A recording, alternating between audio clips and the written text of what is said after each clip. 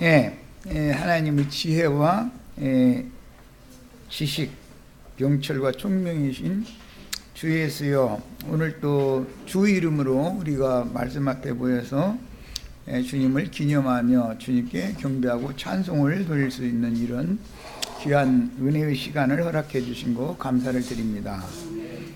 우리 마음은 늘 속세를 향하는 마음과 주님을 향하는 마음이 이렇게 양분되는 그런 인생을 살면서 갈림길에서 어떤 것을 택해야 될지 결정하기 어려운 경우가 너무나 많은데, 그래도 주의 성령께서 은혜로 형제 자매님들의 심령과 마음을 다 살피시며 그 심중에 뜻하는 바를 주님이 다 이미 알고 선한 길로 여기까지 인도해 주신 것에 대해서 감사드립니다.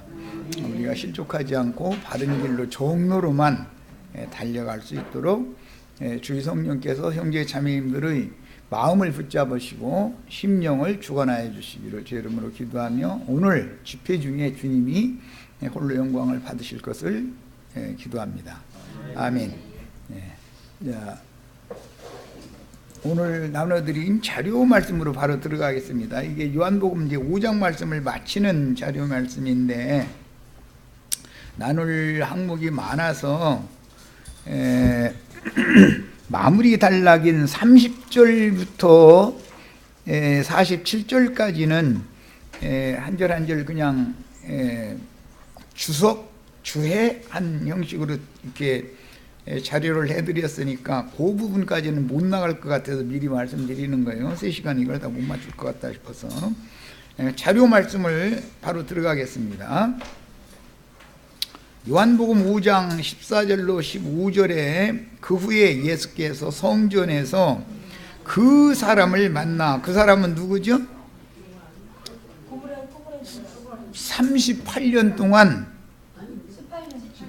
38년 동안 베데스다 연못가에 누워있던 사람이에요. 어제 누가복음을 한 것과 오늘 요한복음 하는 말씀과를 지금 혼동하고 있네.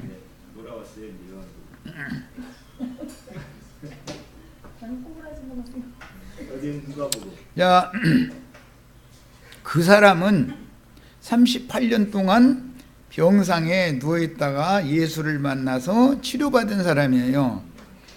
보라, 네가 나았으니 더 심한 것이 생기지 않게 다시는 죄를 범하지 말라 하시니, 그 사람이 유대인들에게 가서 자기를 고친 이는 예수라 하니라. 그래서 여러 번 말씀드렸으니까 무슨 뜻인지는 다 아실 거예요.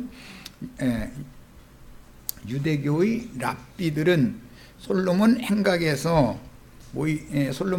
보이는 백성들에게 와서 말씀을 가르치는 자들이고, 베데스다 연못이라고 하는 것은 긍휼의 집, 은혜의 집이라는 뜻이다. 거기에 38년 동안 병상에 계속 누워 있었어요. 그런데 안식일 날 그를 주님이 고쳐주셨죠. 그랬더니 유대교 랍비들이 안식일 날 병상을 털고 일어나서 가는 것이 옳지 않다, 그렇게 했다는 말씀이 앞에 쭉 나왔었어요. 그들은 안식일 교인들이죠. 유대교라는 건 안식일 교인들인 거니까. 그런데 오늘날까지도 안식일 교단이라는 것이 지금 이렇게 내려오고 있죠. 뭐 장길자, 뭐 박명호 이런 무리들이 대부분이 아니라 그런 사람들이 안식일 교단이 주축에 큰 많은 집단을 이룬 사람들을 이끌고 있는 지도자들이죠. 현대에는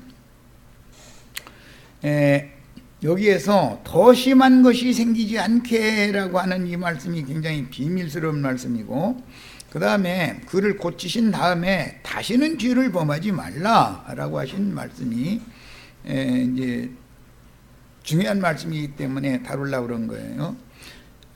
더 심한 것이 생긴다라는 것은 그가 지금 38년 동안 병상에 누워 있었던 그 병보다도 더 중한 병에 걸릴 수 있다, 지금 내온 그런 뜻이잖아요. 그런데 그 원인이 뭔가를 우선 살펴야 되겠고, 고침을 받았어도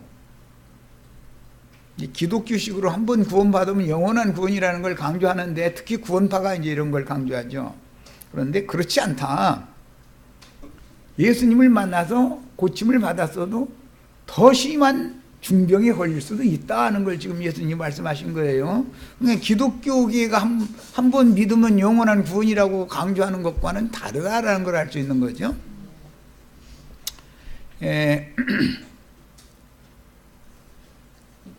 더 심한 것이 생긴다는 것은 이제 아래 나아가면서 말씀을 나눌 건데, 어제 나눴던 말씀 중에 구원을 얻은 사람들 가운데에서 빼내가지고 사람에게 맹신하고 사람을 교주로 숭배하는 자들은 더 심한 것이 생긴 자들이죠. 가라지 단에 묶인 자들이다, 이렇게 표현을 해요. 우리는 이제 성경의 전권을 말하고자 하는 의도를 오해하지 말고 잘 깨닫는 게 필요한데, 요한복음을 쓴 사도 요한이 요한 1, 2, 3서도 썼고 계시록 말씀도 받아서 썼어요. 요한 1서 5장에 보면 사면을 받을 수 있는 죄들도 있지만 사면을 받을 수 없는 죄도 있다, 이렇게 돼 있어요. 그러면 예수님은 모든 죄를 다 사면해 줄 수 있는 능력이 있는 분인데, 사면을 받을 수 없는 죄도 있다 그러면은 이것은 기독교인들이 생각하는 것과는 전혀 맞지 않는, 성경이 말하고자 하는 의도는 다른 의미이다라는 걸 알 수가 있다는 거예요. 예수의 피는 인간들이 윤리 도덕적으로 육신의 약함 때문에 저지른 모든 범과들, 허물들, 흠결들을 다 사면하실 수 있지만 영적인 범죄는 용서해 주지 않는다, 그 말이에요. 그러니까 우리는 이제 오늘 이런 말씀을 통해서 양면을 잘 추구를 해야 되는데, 한 면은 육신의 약함을 통해서 무슨 범과를 해서 사람들에게 손가락질을 당할 수 있는 그런 범죄를 저지르면 안 되죠. 그런데 그것은 자기의 죄과들을 뉘우치고 돌이켜서 회개하면 하나님이 그걸 받아주신다는 거예요. 사면이 가능하다 이거예요. 그거는 왜? 하나님이 사람을 원래 그렇게 넘어지고 범죄들의 허점에 노출되도록 흙사람으로, 연약한 그릇으로, 질그릇으로 지어놨기 때문에 그렇게 해야만 복음을 받아들인다라는 것을 알고, 하나님이 지혜롭게 그렇게 지어놨기 때문에 범죄를 저질러 봐야 죄가 얼마나 두려운가, 하나님의 공의를 두려워하게 된다는 거예요. 복음을 전하면 받아들이는 것이고. 그런데 복음을 회방하고 대적하는 마귀의 사자가 되어져서 복음을 변개시키거나 훼손시키는 그런 사탄의 사자에게 맹신하거나 사탄의 사자로 활동하다 죽으면 그는 사면을 절대 받을 수 없다는 말이에요. 그러니까 무엇이 더 중요한 범죄인지를 잘 아셔야 되겠어요, 이 시간에는. 그러면 이제 선악을 아는 지식이 모든 사람의 마음에 새겨져 있기 때문에, 그러면은 가서 범죄는 맘대로 저지르도 되느냐 이러고 질문을 할 거예요. 그러라는 뜻이 아니고 복음의 원리를 지금 말하는 거예요. 구원을 얻은 사람이 또 가서 범죄를 다시 옛사람 때 행하던 대로 동일한 범죄를 계속 반복해도 되는지 않는지는 복음으로 가르칠 필요도 없이 사람의 양심에 이미 선악을 구분하는 지식을 늦었기 때문에 내가 어떻게 처신을 해서 살아야 된다는 건 이미 다 알고 있다는 말이에요. 그걸 모르는 사람들이 억지 쓰는 거죠. 복음을 대적하려고 억지 쓰면 안 된다 이 말이에요. 문제는 이제 또 오늘 다시는 죄를 범치 말라 이랬는데, 그러니까 죄를 범한 것 때문에 38년 동안 누워있는 병자가 됐었던 것이다 라는 뜻이고, 또 죄를 가서 더 범하면 지금까지 용서받은 그 중병의 상태보다도 더 심하게 될 수도 있다, 지금 그 말이단 말이야. 용서를 일단 해주고 나서 하는 말씀인 거예요. 구원을 해주고 나서. 이제 요한복음 8장 11절에 보면 현장에서 가늠하다 잡힌 여자를 예수 앞에 이제 끌어온 얘기가 나오죠. 예수를 시험하기 위해서 그렇게 한 거예요, 유대인들이. 거기에서도 그 여자를 예수님이 최종적으로 나는 너를 정죄하지 않겠다, 그러나 돌아가서 다시는 죄를 범치 말라, 동일한 말씀을 다시 하셨어요. 거기서도 똑같이 요한이 하는, 요한 사도를 통해서 기록된 말씀이에요. 이 말은 지난 죄과들을 사면받은 이후에 범죄를 심상히 여기면서 하나님을 두려워하지 않도록 양심이 화인 맞으면 안 된다, 그 말이에요. 얼마든지 그럴 수 있는 거예요. 지난 죄과들을 사면받은 사람이 하나님은 무한 용서하시는 분인데 한량없는 은혜가 있는 분인데 이래오고 범죄를 심상히 여기다 보면 나중에 양심이 화인 맞기 때문에 범죄를 두려워하지 않게 된다 이게요. 그것이 더 심한 것이 생긴 상태다, 그런 말이에요. 양면을 다루는 거예요. 이제 큰 주제는 이제 말씀을 드렸고 자료 말씀 읽어나가도록 합니다. 요한일서 읽고 오겠습니다. 요한일서 5장 16절로 17절을 읽고 와야 되겠네. 성경을 너무 교계가 그냥 수박 겉 핥기식으로 이렇게 가르치다 보니까 구원파 같은 사람들은 한 번 믿어서 구원 받으면 영원한 구원을 받은 것인데 무슨 소리냐, 이걸 주장하고, 장로교단 같은 이제 이런 데서는 구원을 받았으니까 행함이 있어야 되는 거 아니냐, 행위를 또 다시 옛사람으로 다시 돌려놓아 버리는 거예요. 그러니까 이것은 극과 극인 거죠. 구원파에서는 한번 구원 얻었으면, 믿었으면 영원히 구원 받은 거다, 이걸 주장하고, 장로교단, 기독교계 한 70% 이상 넘을 것 같은데 장로교단과 비슷한 그런 생각을 갖고 있는 세상 교계에서는 믿는 것만이 다가 아니다, 행위가 중요하다, 이걸 다시 강조한다 이거예요. 예수님이 율법 행위를 다 무너뜨렸으면 그걸 다시 세우면 안 되는 거죠. 그런데 세상 교계에서는 자꾸 구원은 믿음으로 은혜로 받고 나중에 변화되는 얘기를 이제 해가면서 성화된다 그러죠. 그거는 행위로 되는 것처럼 이렇게 복음을 훼손시킨다 이거예요. 이런 것은 진리가 너무 불분명해서 그렇다 이거예요. 명확하지가 않은 거예요. 그래서 그래요.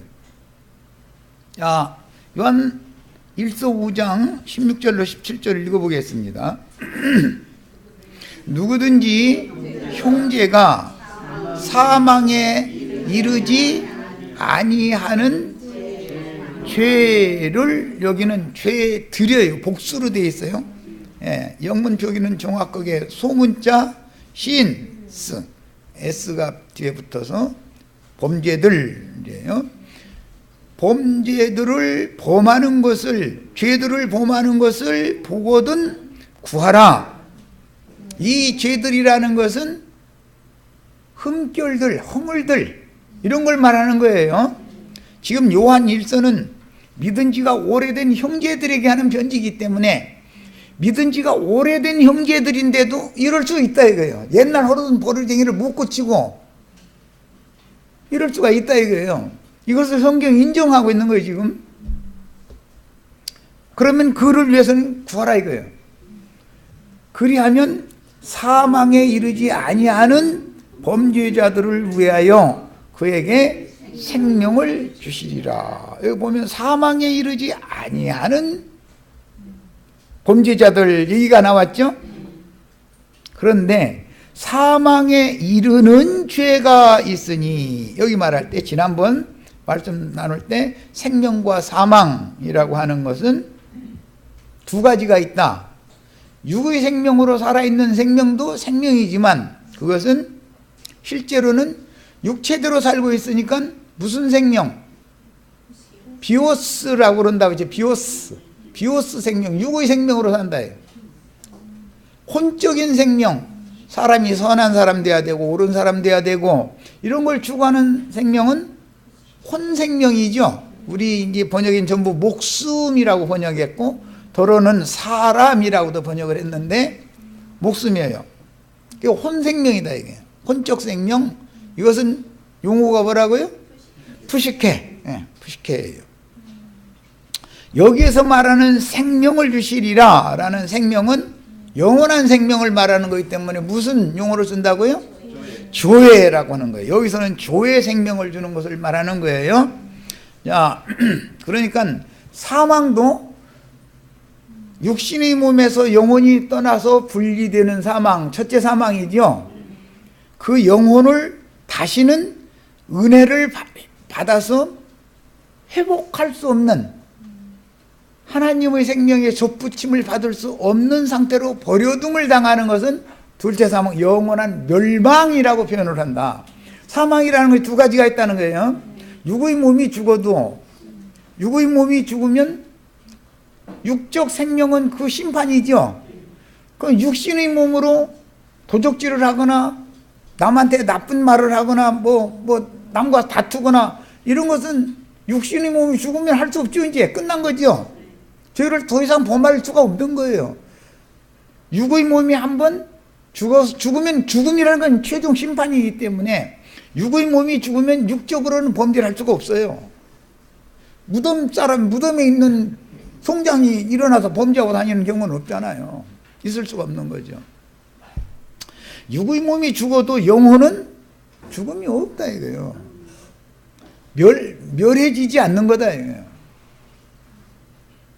그 영혼의 생명을 푸시케 혼적 생명이라고 그러는데 그 영혼의 생명이 영원한 버림을 받으면 그것이 둘째 사망 불못이다 이렇게 말을 해요. 죽음도 두 가지가 있고 생명은 세 가지가 있는 거죠. 세 가지가 있어요. 혈육의 생명이 있고 혼기는 정신세계라고 그러죠. 혼의 생명이 있어요. 그 다음에 양심이 중심이 되는 영적 생명이 있다 이거예요. 성경에서 지금 다루는 그에게 생명을 주리라라는 말은 무슨 생명? 영적 생명을 주는 것을 말하는 거예요. 예. 그래서 사망에 이르는 죄가 있나니 여기서 사망이라는 것은 둘째 사망을 말하는 거예요. 둘째 사망. 네. 첫째 사망은 아담 세계에서 태어난 모든 사람은 한 번 죽는 것은 다 정한 것이기 때문에 누구나 그건 다 겪어야 되는 거예요. 문제는 둘째 사망의 해를 받지 않아야 되는 거단 말이에요. 여기서 지금 사망에 이르는 죄라 하는 건 영혼이 그리스도의 은혜에서 끊어지는 것, 하나님의 생명에서 영원히 끊어지는 것, 그것을 사망에 이르는 죄다 그랬어요. 이에 관하여 나는 구하라 하지 않노라. 사망에 이르는 죄가 지배하고 있는 어떤 가라지 추수꾼, 이제 이 요한 서신에서는 영지주의자들을 말한 건데 영적 범죄자들인 거예요. 진리를 그릇되이 왜곡시켜가면서 진리를 호도시키는 거예요. 그래가지고 사람들을 모아서 자기가 교주 노릇을 하는 거예요. 오늘날도 이제 그런 초대교회 때만 이런 일이 있었던 게 아니라 매 세대 그런 일이 반복된다 이거예요. 오늘날도 이만희 장길자 이런 사람들이 다 그런 사람들이단 말이에요. 그런 죄는 용서를 받는다 못 받는다? 못 받는다 이거예요. 육신으로는 이 세상에 사는 동안에 잘 먹고 호의호식하고 할 수가 있어요. 그러나 더 중요한 것은 사망에 이르는 죄이기 때문에 불못에 던져지는 형벌을 면할 수는 없다. 지금 그 말이란 말이야. 자, 그래서 모든 불의가, 인간이 불의를 행하는 것은 다 죄로 돼 사망에 이르지 아니하는 죄라는 것이 있다. 일어났죠. 이것은 인간적인, 아까 이제 요한복음으로 다시 갑니다. 요한복음 8장을 미리 지금 하는 건데, 현장에서 간음하다 잡힌 여자죠. 용서받았죠. 둘째 사망에 들어간 사람이 아니잖아요. 용서를 받은 다음에 동일한 범죄를 반복하면서도 아프지를 않아, 고통스럽지가 않아. 그러면 그를 양심상 하나님이 버렸다는 뜻이다. 이런 거 보고 화인 맞은 양심이라고 그래요. 그것은 자기 스스로 자살을 한 거죠. 그 영혼이 자기 스스로 죽은 거예요. 그러니까 모든 사람은 하나님은 살리려고 해도 자꾸 인간이 죽음의 길을 가는 것을 택하면 계속 고집을 부리면 하나님도 알아서 해라고 버려둘 수밖에 없다 이거예요. 이게 하나님의 은혜라는 것을 잘 오해하면 안 돼요. 모든 은혜, 하나님의 은혜, 하나님의 사랑이라는 말을 할 때 하나님의 의를, 공의를 집행하기 위해서 사랑을 하시는 것이지 맹목적으로 사랑하는 게 아니다. 이게 하나님은 인간들이 무슨 뭐 그리스도의 사랑은 뭐 그냥 무슨 맹목적인 사랑인 것처럼 이렇게 오해시켜서 잘못 가르치는데 그게 아니에요. 하나님의 의를 실현하기 위해서 사랑하시는 거예요. 그런 사랑을 성경에서는 진리의 사랑, 성령의 사랑 이렇게 표현을 해요. 성경에는 진리의 사랑이라고 그러고 성령의 사랑이라고 이렇게 표현을 해놨어요.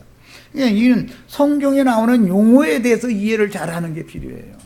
신앙생활의 기초예요, 이것이. 자, 이제 자료로 들어갑니다. 본문을 깨달으면 38년 동안 솔로몬 행각 앞에 있는 베데스다 못가에 누워있던 병자의 그 병근원이 무엇인지를 알 수 있는데 그가 무슨 윤리, 도덕적인 흠결이 될 만한 범죄를 저질러서 이렇게 된 것이 아니고 인간들이 흠이 될 만한 거, 손가락질 할 만한 그런 범죄를 저질러 가지고 베데스다 연못가에 38년 동안 이게 누워있는 사람이 된 게 아니단 말이야. 지금 그걸 다루는 게 아니단 말이야. 이제 잘못하면은, 아니 그러면은 우리들이 혈육을 입고 있으면서 이웃집 보고 싸우고 지나가는 사람 말이 괜히 시비 걸고 뭐 나쁜 행동하고 그렇게 하면 되느냐고 이러고 따질 필요가 없다. 이것은 되는지 안 되는지는 자기가 물어볼 필요 없이 이미 다 알고 있지 않냐고 말이야. 양심이라는 것이 다 판단해 주죠. 그거 억지 쓰는 소리. 복음을 지금 왜곡시키고 훼손시키기 위해서 억지 쓰는 소리예요. 그런 얘기하면 받아들일 필요도 없어요. 당신 양심 없어? 그러고 딱 한마디로 끝내버리면 되는 거예요. 당신 양심 판단해 주는 일인데 성경이라는 것은 인간의 양심을 옳고 그르고 하다고 판단해 주는 것이 아닌 것이고 예수님의 양심만이 우주를 다스린 절대법이라고 가르치는 것이 성경인 건데 난 진리를 가르치고 있는데 왜 인간 양심 가지고 하나님의 양심을 인간 양심으로 재판하려고 그러냐고. 당신의 양심은 하나님이 재판해야 되는 것이지 이렇게 딱 몇 마디 해주고 나서는 끝내버려야 돼요. 더 이상 다툴 필요가 없어요. 하나님의 양심으로 인간들의 양심을 재판을 하는 것이지 인간들의 양심을 가지고 신의 양심을 신을 재판하겠어요? 그럼 말이 되는 소리예요? 충분히 알아들으시겠죠? 예수님의 양심이 영원한 우주를 영원히 다스리는 절대 기준 법이단 말이야. 예수님의 양심을 하는 신의 법칙을 누구도 이게 벗어나갈 수 없다 그런 말이에요. 이것을 믿는 것을 믿는다 그래요. 이것이 안 믿어진 사람 믿는 사람이 아니에요. 구원받은 사람이 아니에요. 야, 그래서 그가 무슨 윤리도덕적인 흠결이 될 만한 범죄를 저질러서 이렇게 된 것이 아니고 히브리서 9장 15절 빨리 읽고 오겠습니다. 빨리 찾아서 읽고 옵니다. 히브리서 9장 15절. 예?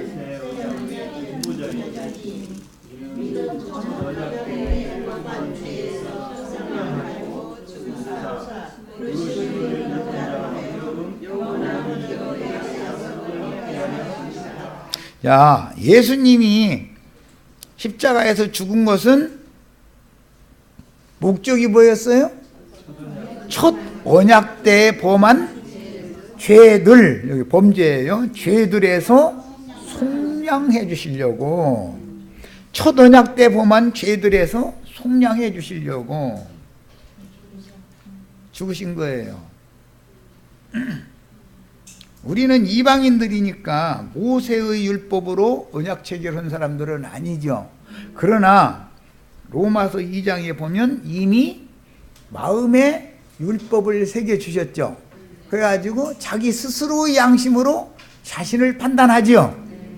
내가 이런 행동을 하면 되는지, 이런 생각을 하면 되는지 안 되는지를 율법으로 판단해 주지 않아도 자기 마음에 새긴 율법이 있고 양심이 이걸 판단해 준다 이거예요. 그러니까 그런데 문제는 첫 언약 때 그렇게 언약이 다 이미 체결이 되어 있는 거다. 유대인이든 이방이든 간에 말이야. 그런데 첫 언약 때 범한 죄라는 것은 예수를 알기 전에, 복음을 듣기 전에 인생을 사는 동안에 그렇게 살았잖냐고요.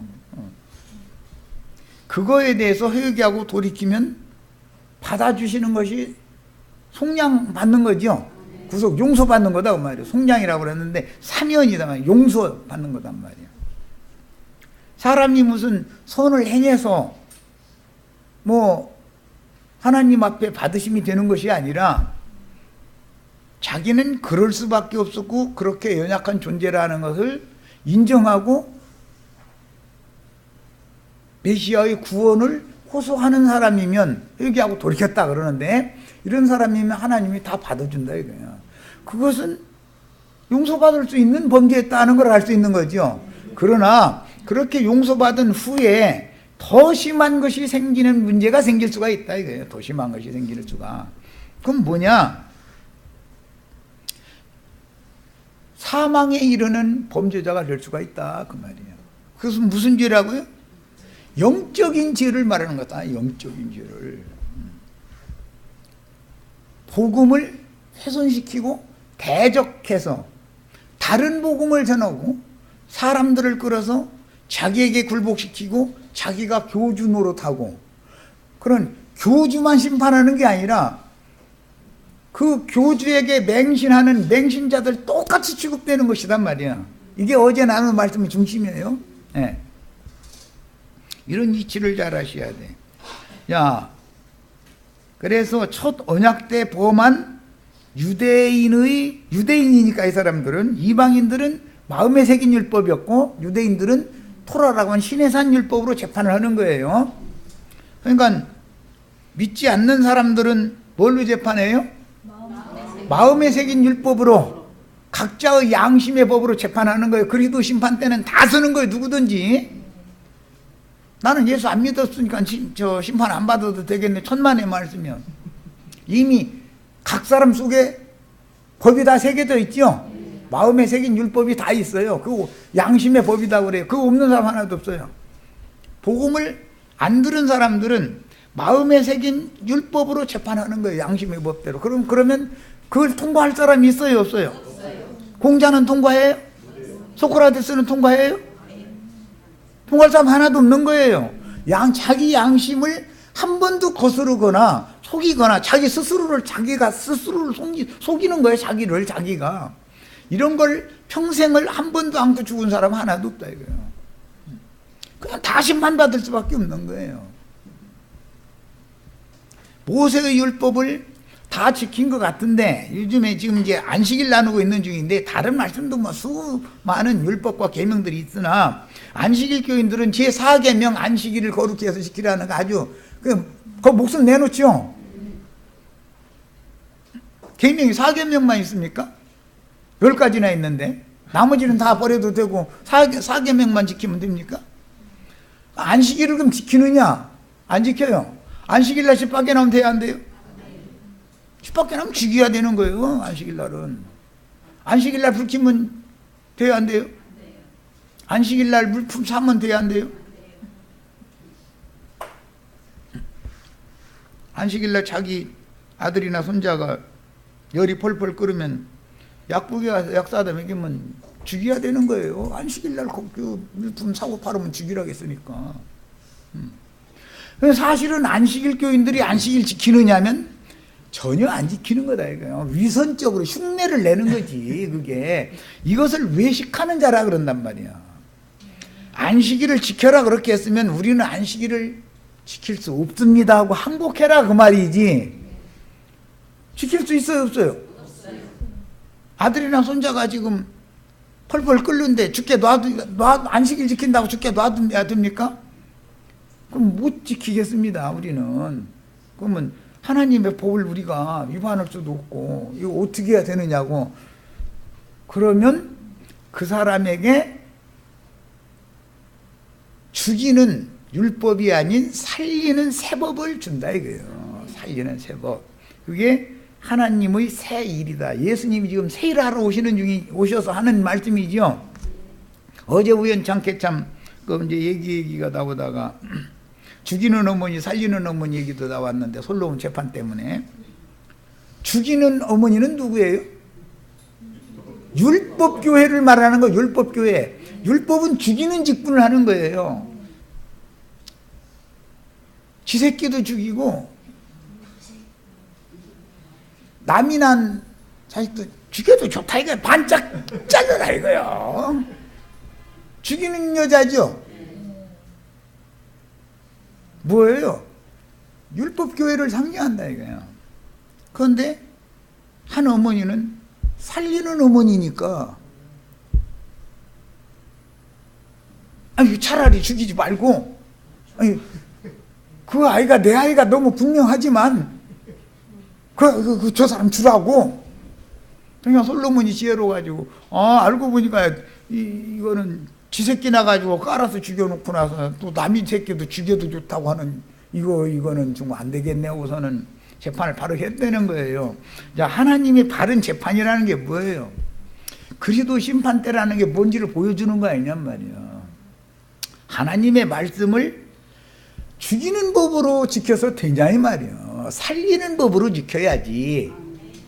지금 이 얘기를 하고자 한단 말이에요. 새일이라는 것은 하나님의 일, 옛창조 일이라는 것은 죽이는 일이지요.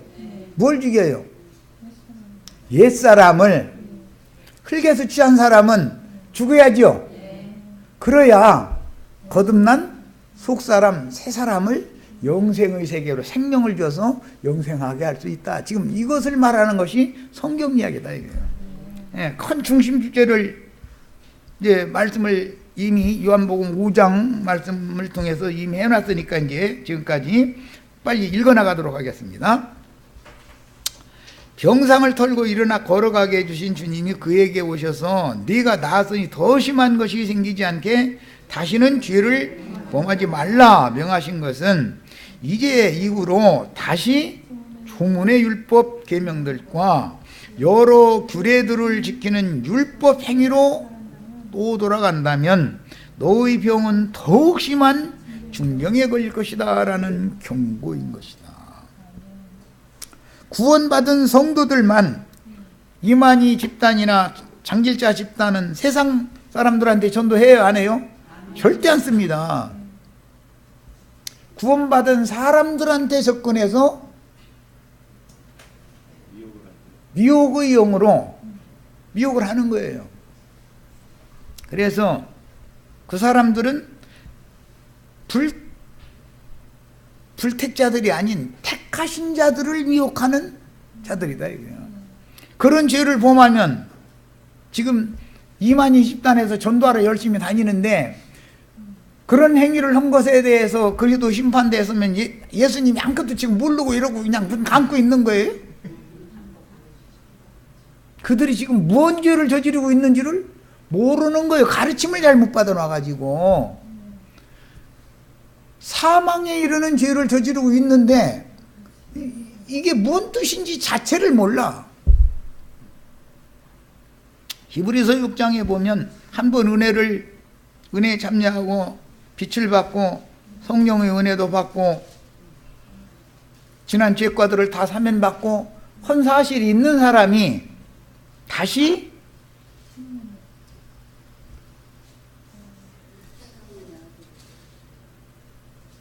자주 내리는 비를 흡수하여 밭가는 자들이 쓰기에 합당한 채소를 내면 복을 받지만 그렇지 않고 은혜의 비를 다 흘려 떠내려 보내버려요. 그렇게 되는 원인이 뭐래요? 왜 그래요? 다른 교훈이 그 사람에게 점령을, 그 영혼을 사로잡고 있기 때문에 누가 가서 당신 분명히 구원 받았던 사람이지만 지금은 잘못된 길로 가고 있습니다 라고 얘기하면은 나 지금 잘못된 길로 가고 있어? 이런 사람 봤어요? 이만희, 장길자, 박명호, 정명석 이런 사람한테 그 다른 교훈으로 세뇌당한 사람한테 당신이 지금 이게 잘못되고 있습니다 이렇게 말하면 나 회개해야 되겠다고 이런 사람 봤냐고. 그런 사람은 다시 새롭게 하여 회개시킬 수가 있다 없다? 없다 그랬단 말이야. 자기 스스로 축구 시합에서는 자살골을 자꾸 넣어. 저희 골대에다가 골 다 넣고 지 앞에 볼이 오기만 하면은 휙 돌아서 저희 골대에다 차 넣어. 그것도 한두 번이지. 살아있는 동안 당신들이 지금 잘못되고 있다, 그건 진리가 아니다 하면은 돌이킬 마음이 있어야 되는데 그렇게 굳어지면 양심이 화인 맞아서 그게 너무 옳은 거예요. 그 사람 대개에서는. 이 사람 회개시킬 수가 있다 없다? 이제는 안 된다 하는 거예요. 이것이 완전히 버림받는 길이다라는 걸 알아야 된다. 어제 말씀에 이어서 지금 하는 거예요. 지금 여기 이만희 좀 데려다 좀 앉혀놔봐. 좀 누가 그런 능력 없어요? 장길자라는 할머니 좀 데려다 놔보고 좀 한번 해봐. 좀 왜 나하고 좀 따지라고 그래. 내가 이런 증거 하면은 따지라고 그래. 좀 따지라고요. 나 답변 다 해줄 거니까. 뭐가 지금 문제인지.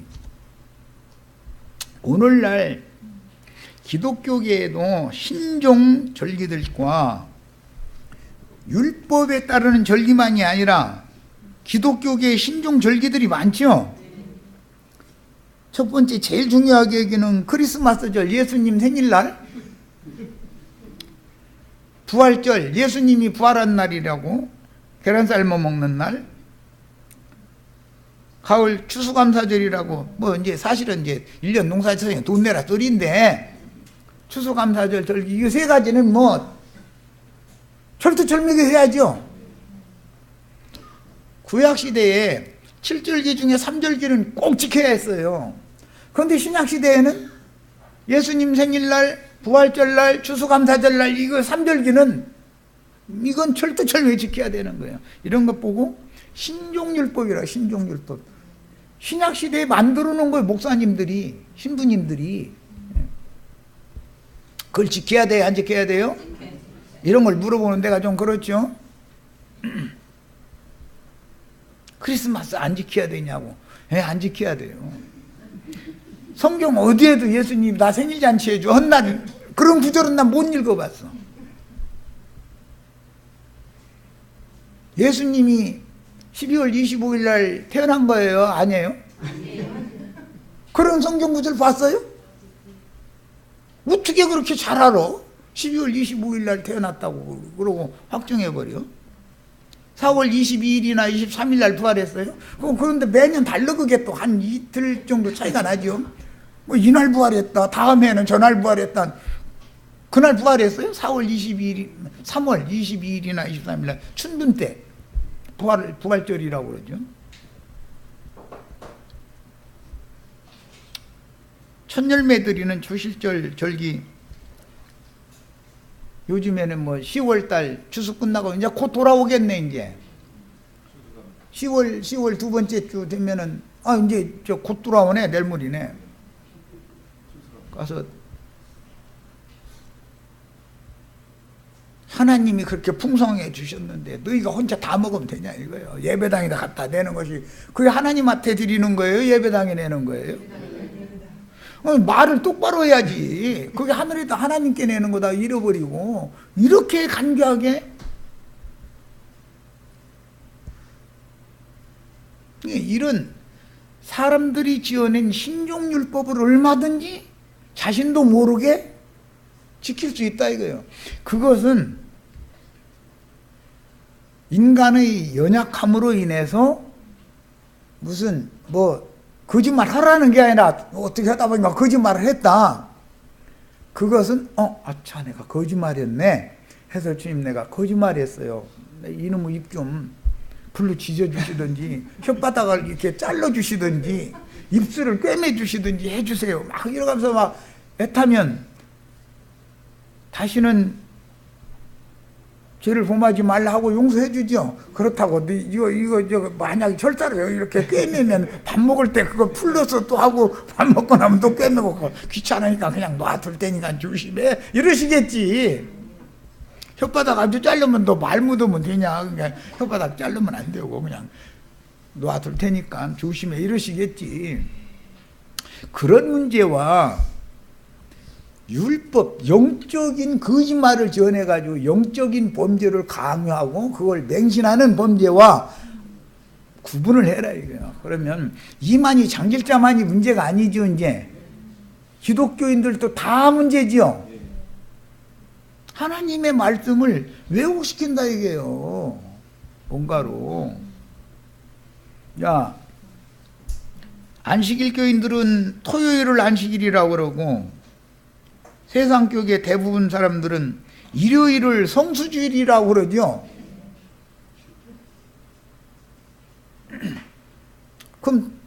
그러면 다른 날 우리는 지금 이제 오늘이 목요일이지.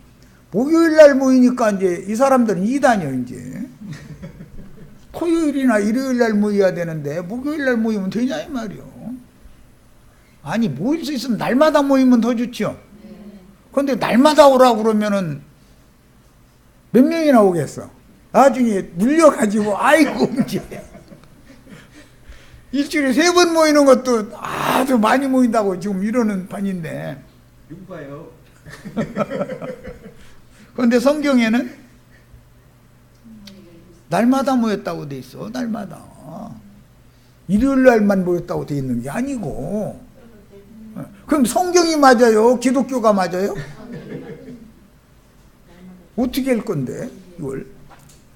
이런 식으로 하나님의 말씀을 인간의 편리대로 변개시키면 안 된다 이거예요.